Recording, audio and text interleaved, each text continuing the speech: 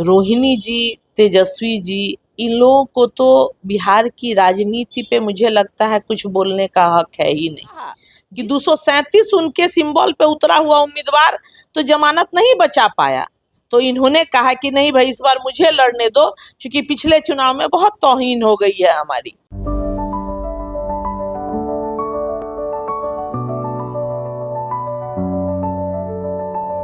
Goal the result. JDU MLC Bharti Mehta हमारे साथ बातचीत करने के लिए हैं। गठबंधन धर्म को पालन करने के लिए भाजपा ने अपना एमएलसी को कुर्बान कर लिया है। देखा जाए राजनीति में ऐसे निर्णय होते रहते हैं, बाकी ये भाजपा संगठन का आंतरिक निर्णय है, तो ज़्यादा बेहतर इसका उत्तर भाजपा के साथ ही दे पाएंगे और भाजपा संगठन दे पाएगी।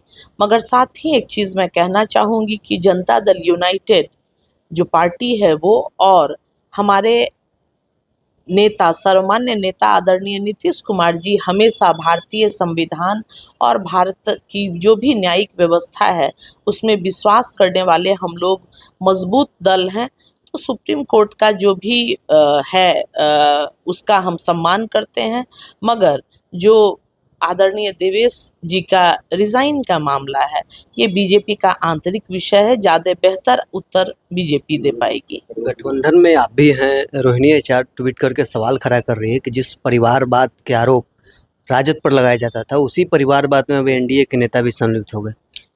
अब देखा जाए रोहिणी जी, तेजस्वी जी, इन लोगों को तो बिहार की राजनीति पे मुझे लगता है कुछ बोलने का हक है ही नहीं।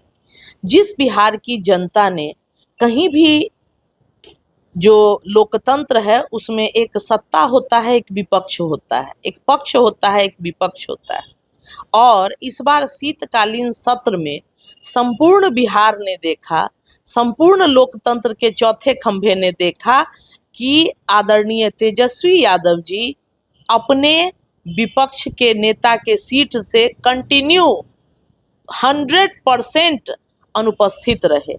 और चुनाव में भी वो तब आए जब चुनाव कैंपेन के 36 घंटे बचे थे। तो इसलिए ये लोग तो समयानुकूल बात करते हैं, समयानुकूल राजनीति करते हैं। इसलिए मुझे नहीं लगता है कि रोहिणी जी या इनको और परिवारवाद जैसे विषय पे इनका बोलना, क्योंकि इनके यहाँ तो कोई भी आप आगे की अगर किसी मंच पर कुर्सी देखेंगे तो 6 सीट तो फैमिली से भरी रहती है, चाहे वो आदरणीय मंगनी लाल मंडल जैसे प्रखर और पुराने समाजवादी लीडर ही क्यों न हो।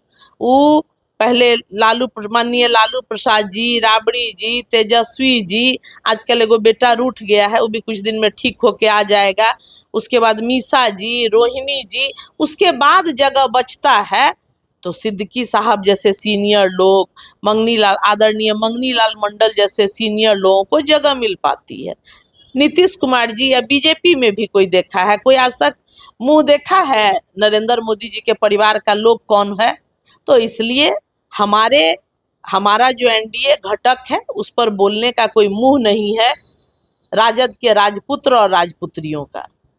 बांकीपुर उपचुनाव संपन्न हो गया, अब नतीजे का इंतजार है। क्या लगता है कि कितना उम्मीद रखते हैं आप इस?